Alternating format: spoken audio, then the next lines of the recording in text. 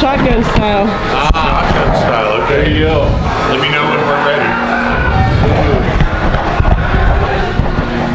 Oh shit. Get back here. Yeah.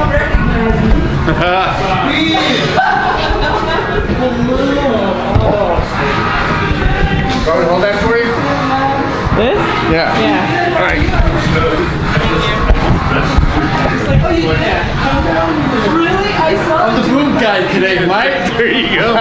Get you both. Am I in the shot? Boom operators. Oh yeah. Am I in the shot?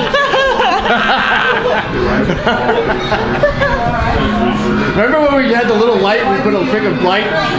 Oh yeah. All right, go for it. That's good form. What's your name?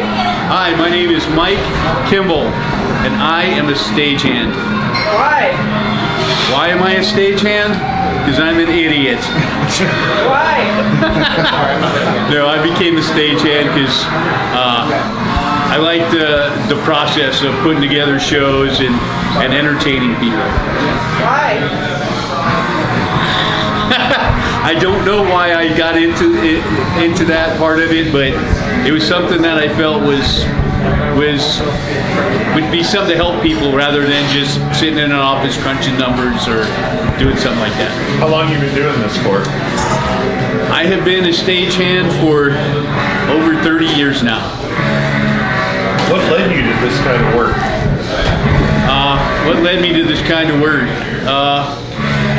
I got into this because I wanted to be in television production, but then I found that it was a little too hard to get into the field of television production in the fourth largest market in the United States. So I hooked up with a friend of mine who knew somebody that was a stagehand, and they convinced me that this would be a good thing for me to do.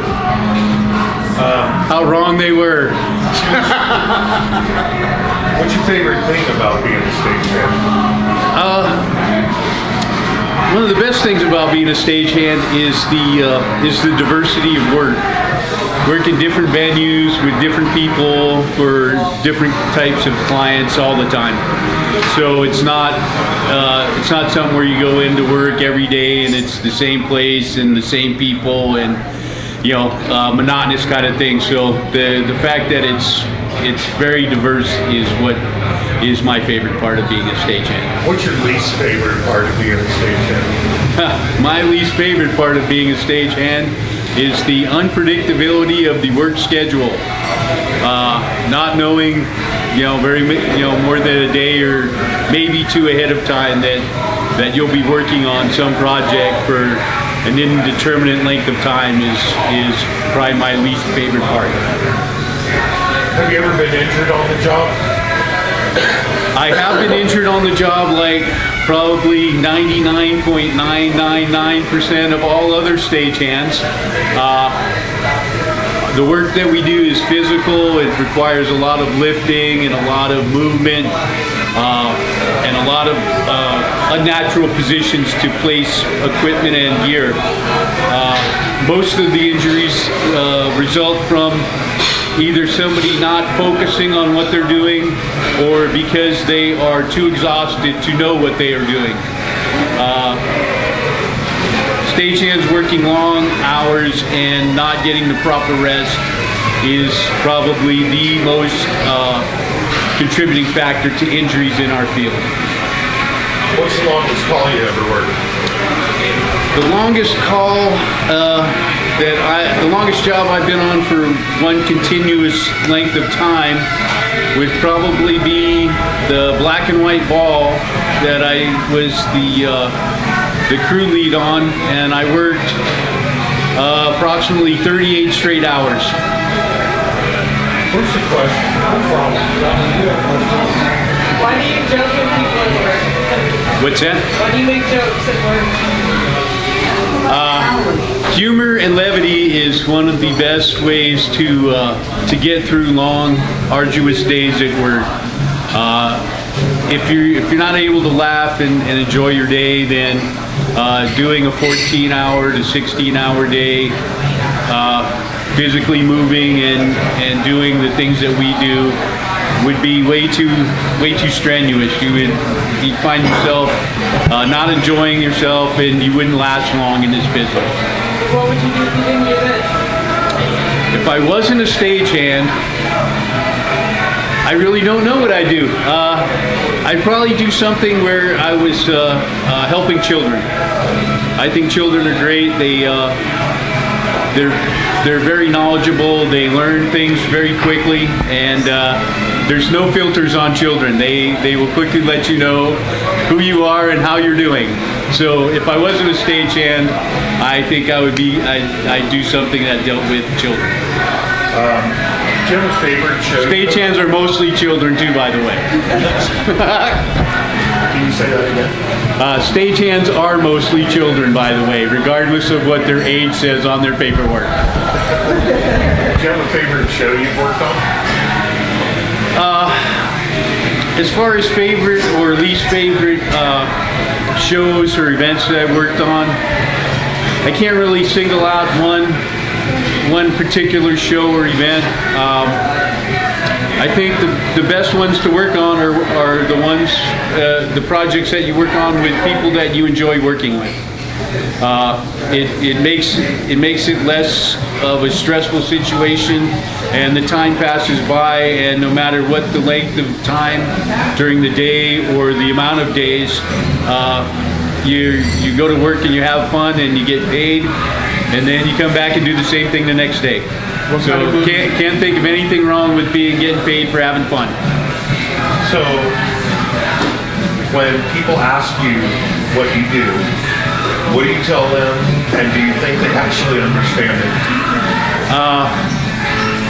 A lot of people ask me what I do for a living, and I try to explain what a stagehand is, and I found that the best way to do it is to start out by saying, okay, there's going to be a bunch of people at a venue, and you're not going to know who most of them are.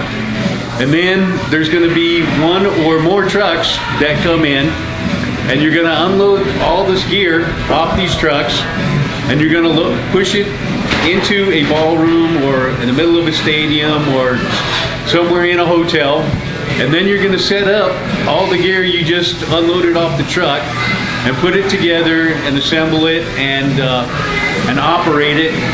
And then somebody's going to come up on the stage and do something. They're either going to give a speech, or they're going to sing a song, or whatever their planned event is centered around. And when they're done doing all that fancy stuff on stage, then we're going to reverse and repeat what we did to start the day. We're going to take down all the gear, put it back in boxes, and then we're going to roll it all back down to the trucks and put the boxes back on the trucks, and then the trucks are going to go away, and then we're going to get to go home. That's an excellent Do you like playing with Legos? Playing with Legos, that is a perfect precursor for being a stagehand. Have you, like Kimball, ever experienced or seen, been witness to sexual harassment on the job site? I have been witness to sexual harassment on the job site.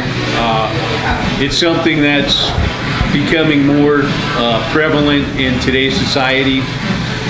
Back when I started, there weren't a lot of women in our industry, and so most of the banter and most of the banter and talk at the work site was more like a men's locker room, where it was mostly men. 99% of the guys were guys. Every once in a while, there'd be a woman on the call, and so there wasn't an edit button, so to speak, on the way people talked. And so today, with the fact that there's more and more women in our industry, you have to be more conscious that you're not in a locker room or hanging out with your friends at a bar or some other place, and that you are actually working. And so I think it's very important for people to act like professionals when they're at work, since they are being paid and they are professional at what they do. So it's become more prevalent now. I think the best way to deal with that is to, if you witness something like that, is to pull the person aside and let them know that whatever behavior you've just witnessed is not acceptable, either to the person that was the subject of the behavior or to the rest of the crew in general. And that, there are certain standards that you should be held to, especially when you're as a union member working on our job sites in this industry. So as a follow-up to that, what do you think about the diversity situation in our industry and how it's evolving? Diversity in our industry has grown rapidly. When I started out in the late 80s and early 90s, there were very few women and very few people of color in this industry. As the years have gone by, there's been more and more people of color and women involved in this. Okay, we gotta stop.